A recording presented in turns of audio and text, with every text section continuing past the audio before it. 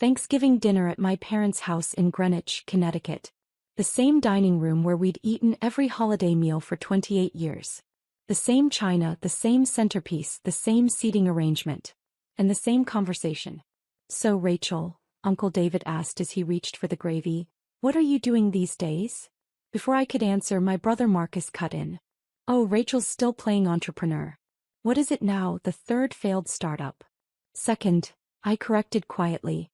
"And it hasn't failed. Yet," Marcus added with a laugh. He was 33, 5 years older than me, and worked as a senior analyst at Goldman Sachs. To the family, this made him the successful one. "Come on, Rach. How long are you going to keep pretending?" Mom set down her wine glass. "Marcus, don't be cruel." "I'm not being cruel. I'm being realistic.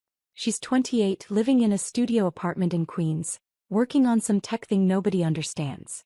Meanwhile, I'm buying a house in Westchester." "Congratulations," I said evenly, cutting my turkey. Dad leaned forward. "Rachel, your mother and I have been talking. This startup phase needs to end. You have an MBA from Wharton. You could get a real position at a consulting firm, a bank, somewhere with stability." "I have stability."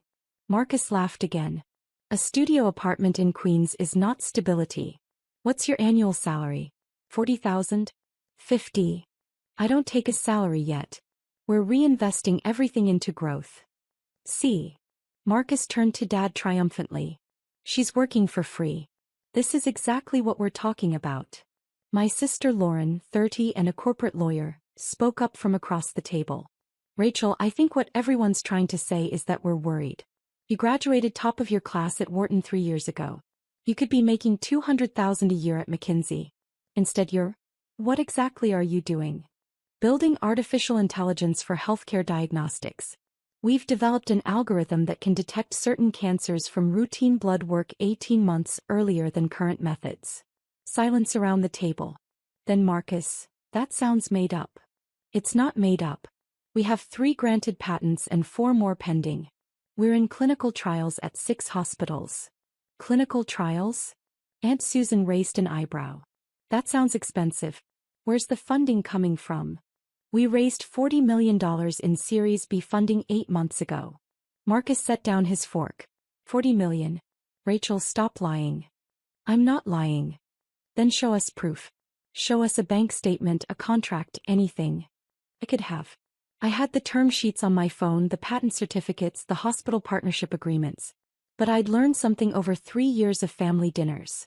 People who decided you were failing didn't want evidence of success. They wanted permission to keep dismissing you. "Believe what you want," I said quietly. Mom sighed heavily. "Rachel, this is exactly the problem. This defensive attitude. We're trying to help you." "By calling my work fake?" "By encouraging you to be realistic," Dad said. "You're not a doctor. You're not a scientist. You have a business degree. This medical AI thing, it's out of your depth. I have a team of 12 people. 6 have PhDs in computer science or oncology. 2 are former researchers from Memorial Sloan Kettering. 1 developed the diagnostic framework used by most major hospitals. And you're what, their boss?" Marcus's tone was pure skepticism. "I'm the CEO and founder. I built the initial algorithm, secured the patents, raised the funding, and assembled the team." Lauren exchanged a glance with Marcus. "Rachel, that's quite a claim." "It's not a claim. It's what I do every day." "Then why are you living in Queens?" Marcus demanded. "If you're running a $40 million company, why aren't you in Manhattan? Why do you dress like you shop at H&M? Why do you drive a 10-year-old Toyota?" "Because I value the mission over appearances. And because every dollar I don't spend on luxury is a dollar we can invest in research." "That's a convenient excuse for being broke," Marcus muttered. I set down my silverware carefully. "I'm not broke." "Sure you're not." He took a long drink of wine. "Look, I get it. Nobody wants to admit failure. But at some point you need to cut your losses and get a real job. I can probably get you an interview at Goldman. Entry level, obviously, but it's a start." "I don't want an entry-level position at Goldman." "Because you're too proud to admit you wasted 3 years?" "Because I'm busy running my company." "Your imaginary company," he corrected. Mom reached across the table to pat my hand. "Sweetheart, we love you. But this fantasy needs to end. You're almost 30. Don't you want stability? Marriage? Children? How are you going to find a husband when you're pretending to run a medical company? I'm not pretending. Then prove it, Marcus challenged. Show us something real. Not stories about patents and funding, actual proof. I could feel everyone's eyes on me. Aunt Susan, Uncle David, Lauren, Mom, Dad, Marcus. All of them waiting for me to either produce evidence or admit I'd been lying. I thought about my phone in my purse. The emails from Johns Hopkins about our clinical trial results. The term sheet from the Series C funding round we were closing next month. $120 million at a $890 million valuation. The patent certificates. The hospital contracts. But what would it prove? That they'd been wrong? That their dismissal for 3 years had been unjustified? They'd find another reason to doubt. Another way to minimize. Another explanation that let them keep believing I was the family disappointment. I have nothing to prove to you, I said quietly. Marcus leaned back in his chair. Translation, she's got nothing. Marcus, that's enough, Dad said, but his tone lacked conviction. No, it's not enough. For 3 years, we've all pretended along with her delusion. Oh, Rachel's an entrepreneur, how exciting. Meanwhile, she's living in a studio apartment, working for free, claiming to have raised $40 million from investors who apparently don't exist. They exist. Names. Give me names. What venture capital firms invested in your imaginary company? I met his eyes. Sequoia Capital. Andreessen Horowitz. Kleiner Perkins. The table went completely silent. Those are the 3 biggest VC firms in the country, Uncle David said slowly. I know. Marcus laughed, but it sounded forced. Okay, now I know you're lying. There's no way firms like that invested in some medical AI startup run by a 28-year-old with zero healthcare experience. They did their due diligence. They believed in the technology and the team. Rachel, Lauren's voice was gentle but firm. Those firms invest in companies founded by Stanford PhDs and serial entrepreneurs. Not Wharton MBAs with no technical background. I taught myself to code when I was 15. I have a minor in computer science from Penn. And I did 2 years of cancer research at Penn Medicine before business school. You never mentioned that, Mom said. I tried. Multiple times. Nobody was interested. Marcus was scrolling on his phone now. I'm looking up your company. What's it called? I hesitated. The company had deliberately maintained a low profile. We weren't ready for public attention yet. We wanted the clinical trials completed and FDA approval secured first. But the information was technically public. Sentinel Diagnostics, I said finally. Marcus typed rapidly, then stopped. His face went pale. What? Lauren leaned over to look at his screen. Her expression shifted from skepticism to shock. Rachel, she said slowly. There's a Forbes article here. From 3 weeks ago. Sentinel Diagnostics raises $40 million to revolutionize cancer detection. The table erupted in voices. Let me see that. Is that real? Forbes wouldn't publish it if. Marcus was still staring at his phone. There's a photo. Ew. It's. He turned the screen toward me. It's you. I looked at the familiar photo. The one Forbes had taken during their interview at our lab in Manhattan. Professional photographer, professional styling. Me in a white coat standing in front of our diagnostic equipment looking directly at the camera. The headline, 28-year-old CEO might have solved early cancer detection. When was this published? Dad asked. November 8th. Lauren read from her own phone. 3 weeks ago. 3 weeks. Mom's voice rose. Rachel, why didn't you tell us? I tried to tell you. For 3 years. Marcus was scrolling frantically now. There are dozens of articles. TechCrunch, CNBC, The Wall Street Journal. Rachel, what the? His phone started buzzing.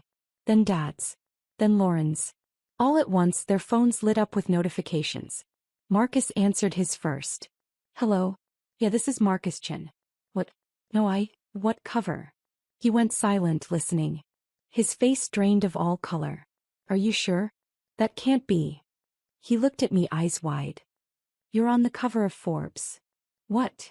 Mom grabbed for his phone.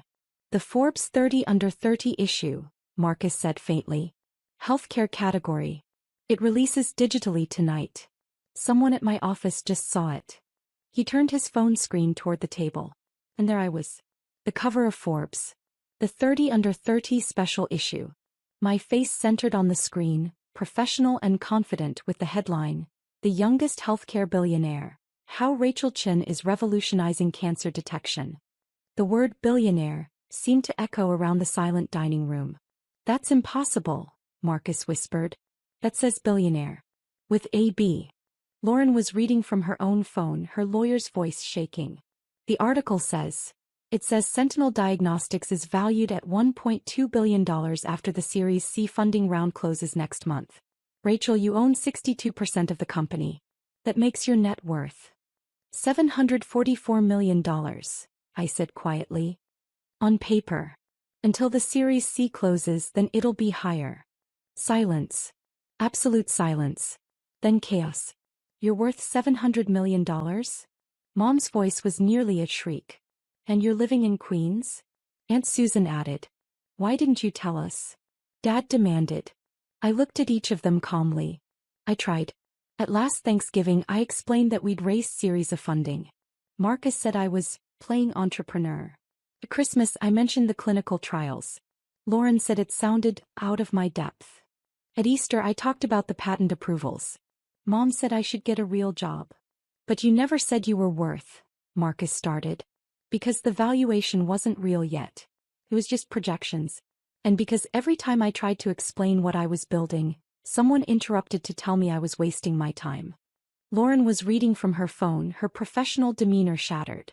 The Forbes article says Sentinel Diagnostics has partnerships with Johns Hopkins, Mayo Clinic, Cleveland Clinic, Massachusetts General, Cedars-Sinai, and UCSF. 6 of the top 10 hospitals in the country. We're starting clinical trials at Stanford and Penn Medicine next quarter, I added. That'll make 8. Marcus's phone buzzed again. He looked at it and went even paler. That's my managing director. He says half the partners at Goldman are trying to figure out how to get a meeting with you. He wants to know why I never mentioned my sister was running the hottest healthcare startup in the country. You were too busy calling it imaginary, I said evenly. Mom stood up abruptly. I need to call Patricia. And Susan's daughter. They need to know. Know what? I interrupted. That you have a daughter worth $700 million? Is that what you want to tell them? Not that I developed potentially life-saving technology. Not that I might help detect cancer earlier and save lives.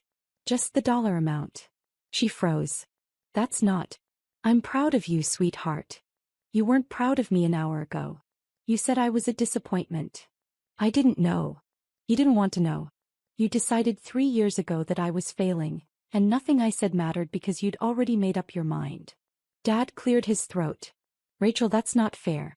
We were trying to protect you. By mocking me at every family gathering? By offering me entry-level jobs at Goldman? By calling my life's work playing entrepreneur? We thought, Lauren started. You thought I was lying. Or delusional. Or both. Because my path didn't look like yours. Marcus set his phone down carefully. His hands were shaking.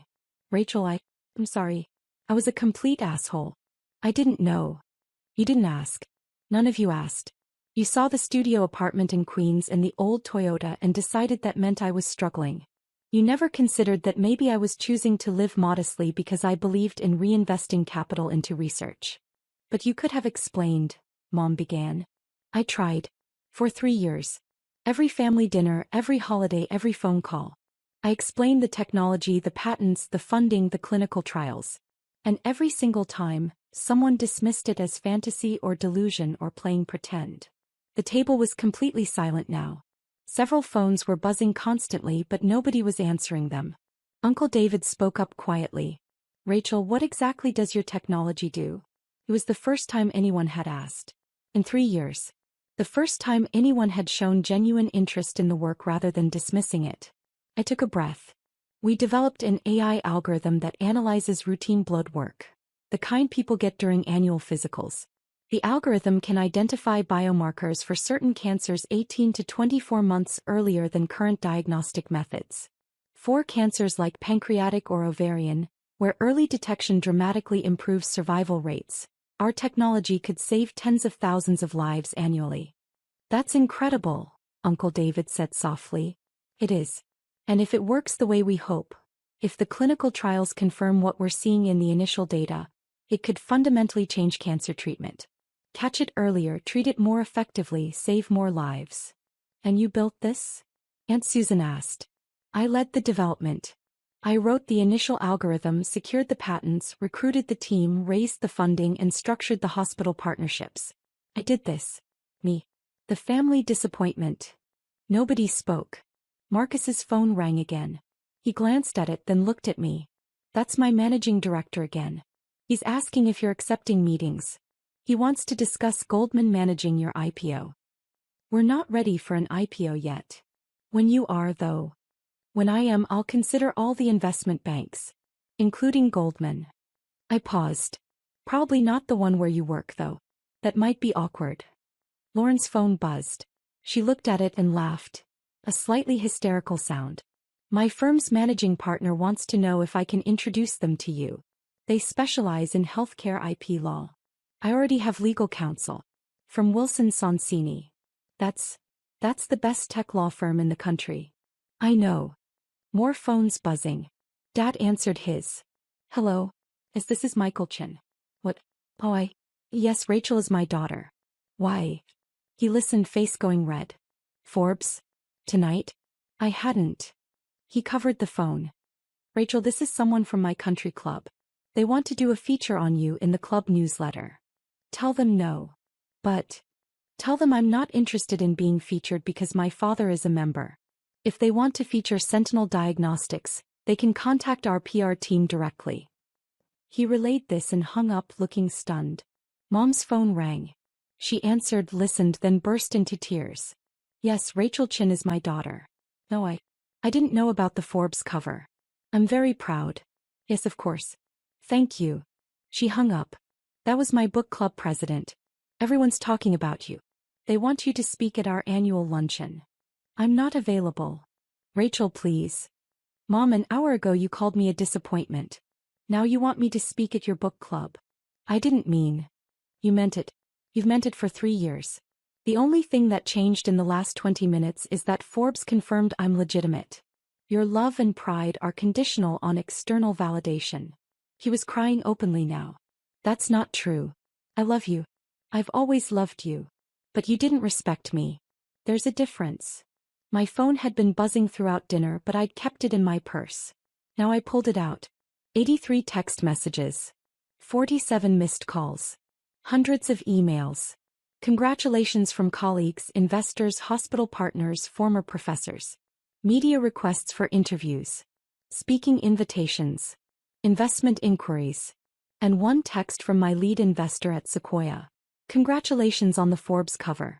You've earned this recognition. The technology is going to change the world. Proud to be your partner. I showed that text to Marcus. That's from Sequoia Capital. The firm you said didn't exist.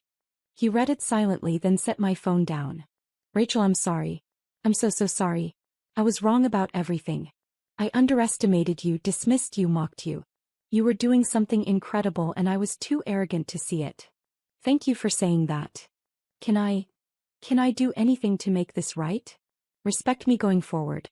And maybe consider that success doesn't always look like a Goldman Sachs job and a house in Westchester. Lauren spoke up. Rachel, I'm sorry too. I should have listened. I should have believed you. You tried to tell us and we shut you down every time. Yes, you did. What do we do now? Mom asked through her tears. I looked around the table at my family. The same people who'd dismissed me for 3 years. Who'd called my work fake, my accomplishments imaginary, my life a waste. And now they were all staring at me with awe and regret and desperate eagerness to somehow be part of this success they'd refused to acknowledge until Forbes confirmed it. Now, I said calmly, I go back to work. I have clinical trials to monitor, FDA approvals to pursue, and hospital partnerships to expand. The Forbes cover is nice, but it doesn't change the mission. We're still trying to save lives. Can we help? Dad asked. Is there anything we can do? You can start by reading the Forbes article. Actually read it. Learn about what I've built, why it matters, how it works. Not because it makes me wealthy, but because it could save thousands of lives. We will, Mom promised. I'll read everything tonight. And maybe consider why you needed Forbes to tell you I was successful before you'd believe me. Why my word for 3 years wasn't enough. Why external validation mattered more than your daughter's actual work. Silence again. That's fair, Dad said quietly. That's more than fair. We failed you, Rachel. We should have believed in you. We should have supported you. We should have listened. Yes, you should have. My phone rang. I glanced at it. That's our chief medical officer. I need to take this. It's probably about the trial results from Mayo Clinic. I stood up, walking into the next room as I answered. Dr. Patterson, what's going on? Rachel, the Forbes cover is causing chaos. We've had 50 media requests in the last hour, and 3 hospitals just called asking to join the clinical trials. That's good, isn't it? It's overwhelming. Yes, good. I'm calling because Mayo Clinic just sent the phase 2 results. Rachel, the algorithm identified pancreatic cancer in 14 patients that were missed by standard screening. 14. All stage 1. All highly treatable. I closed my eyes. 14 people who would have been diagnosed at stage 3 or 4 without our technology. 14 people who now had a real chance at survival. That was what mattered. Not the Forbes cover. Not the billion-dollar valuation. Not proving my family wrong. 14 lives. That's incredible, I said softly. Send me the full data set. I'll review it tonight. Rachel, do you understand what this means? If these results hold across all 6 trial sites, we're looking at FDA approval within 18 months. This technology could be standard screening within 3 years. I know. Let's not get ahead of ourselves, though. We need the data to be absolutely airtight before we push for approval. After I hung up, I stood in the empty room for a moment, processing everything. 3 years of doubt from my family, culminating in today's dismissal and mockery. Then the Forbes cover revealing what I'd been trying to tell them all along. The shock, the apologies, the desperate attempts to somehow be part of the success they'd refused to believe in. And now, results from Mayo Clinic that suggested our technology was even more effective than we'd hoped. 14 people who'd have a chance to survive because of work my family had called imaginary. I walked back to the dining room. Everyone was still sitting there, phones out, reading articles about me in Sentinel Diagnostics. I need to go, I announced. I have trial results to review. Rachel, wait. Mom stood up. Can we talk, please? Not tonight, but soon. I want to understand what you're doing. Really understand it. Maybe. And I want to apologize properly. Not just for tonight, but for 3 years of not listening. I looked at her tear-stained face. At Dad's guilty expression. At Marcus and Lauren, both looking ashamed and awed in equal measure. Okay, I said finally. But not this week. I need space to process everything. Of course. Whenever you're ready. Marcus stood up. Rachel, before you go, can I ask you something? What? That offer for an entry-level job at Goldman. I was a complete asshole. But, if you ever need anything from me, any connections, any help, anything at all, I want to make this right. I considered him. My older brother who'd mocked me relentlessly for 3 years. Who'd called my life's work, playing entrepreneur, and my company, imaginary. Who was now offering help because Forbes had confirmed my legitimacy. If you want to make it right, I said, start by treating me with respect regardless of what Forbes says. Start by believing your sister when she tells you what she's accomplishing. Start by supporting people before they have billion-dollar valuations. I will. I promise. I grabbed my coat and purse and headed for the door. Rachel. Dad called after me. I turned. We're proud of you. Truly proud. Not because of the money or the Forbes cover. But because you built something meaningful. Something that matters. Thank you. But I wish you'd been proud 3 hours ago when you called me a disappointment. I left before anyone could respond. The drive back to Queens took 40 minutes. My phone rang constantly. Family members calling, colleagues texting, media requesting interviews. I ignored most of it, focusing on the road. But one call I answered. My co-founder and chief technology officer, Dr. James Wu. Rachel, have you seen the Forbes cover? I've seen it. It's incredible. Congratulations. Though I'm guessing your family dinner just got very interesting. You could say that. How bad was it? My brother called my company imaginary. My mother called me a disappointment. Then they found out about the Forbes cover and the billion-dollar valuation, and suddenly everyone wanted to celebrate. James was quiet for a moment. That must have felt both validating and terrible. Pretty much. For what it's worth, everyone on the team knew you were brilliant years ago. We didn't need Forbes to tell us. Thanks, James. Also, we need to talk about the Mayo results. Dr. Patterson sent them over. 14 detected cases. This is huge, Rachel. We might actually have something that changes cancer treatment fundamentally. I know. I'll be at the lab first thing tomorrow. We need to analyze the data carefully before we make any public statements. Agreed. But Rachel, this is the real achievement. Not the Forbes cover. This. After we hung up, I pulled into my apartment building in Queens. The same studio apartment Marcus had mocked tonight. Small, simple, affordable. Everything I needed. I could have bought a penthouse in Manhattan. A house in Greenwich like my parents. Something that screamed success and wealth. But I'd chosen to invest the money in research instead. In clinical trials and equipment and hiring the best people. Because 14 people at Mayo Clinic had just been diagnosed with highly treatable stage 1 cancer instead of late-stage death sentences. That was worth more than any luxury apartment. Inside, I made tea and opened my laptop. The Mayo Clinic data was waiting. 14 patients. 14 lives. My phone buzzed with another text. This one from Mom. I read the entire Forbes article. Then I read 10 more articles about Sentinel Diagnostics. Rachel, what you're doing is extraordinary. I'm sorry I didn't see it before. I'm sorry I needed Forbes to show me. I love you and I'm proud of you. Not because you're a billionaire. Because you're saving lives. I stared at the text for a long time. Then I typed, "Thank you. That means a lot. Let's talk this weekend." Her response came immediately, "Whenever you're ready. I'll be here." I set the phone aside and opened the Mayo data. 14 patients. 14 families who'd get to keep their loved ones longer. 14 chances at survival. That was the real story.